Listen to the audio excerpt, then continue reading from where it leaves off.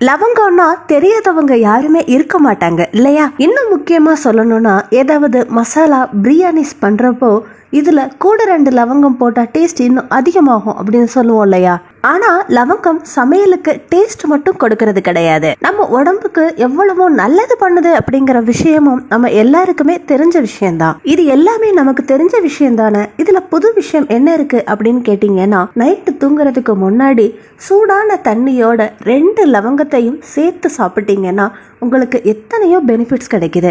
So அதனால என்ன health benefits இருக்குது அப்படிங்கிறத இன்னைக்கு இந்த வீடியோல பார்க்கலாம். ஸோ ஃப்ரெண்ட்ஸ், இந்த வீடியோ ரொம்ப இன்ட்ரெஸ்டிங்கா இருக்குது, அதே மாதிரி எல்லாருக்குமே யூஸ் ஆகும். ஸோ கண்டிப்பா லைக் பண்ணுங்க, லைக் பண்றதுக்கு மறந்துடாதீங்க.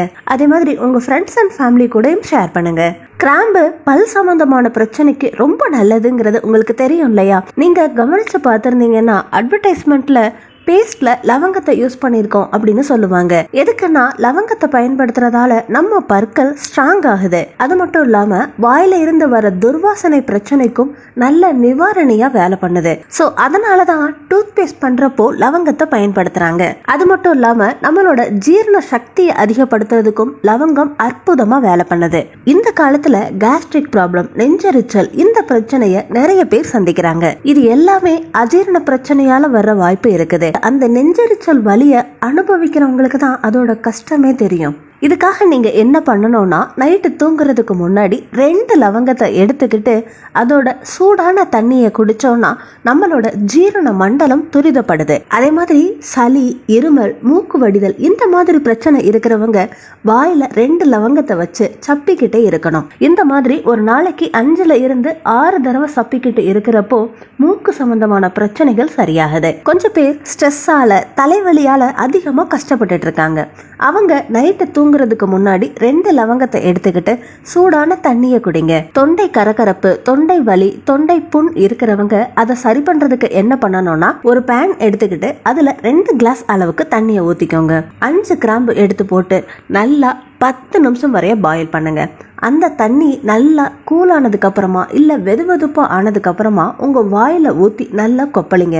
உங்களுக்கு வாய் துர்வாசனை பிரச்சனை சரியாகணும்னு நினைச்சீங்கன்னா இந்த ரெமெடி உங்களுக்கு ஒரு நல்ல டிப்னே சொல்லலாம்.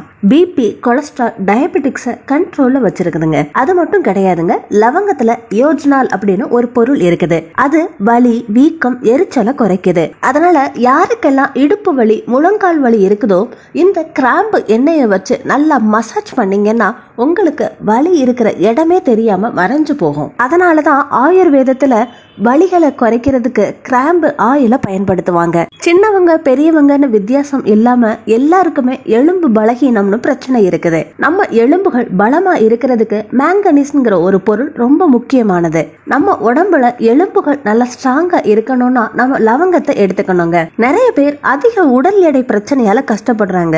என்ன பண்றதுடா சாமி அப்படின்னு யோசிக்கிறாங்க. வயிற்றை சுத்தி கொழுப்பு அதிகமா சேர்ந்துருக்குது, அதை கரைக்கிறதுக்கு என்ன பண்ணலாம்னு யோசிக்கிறாங்க.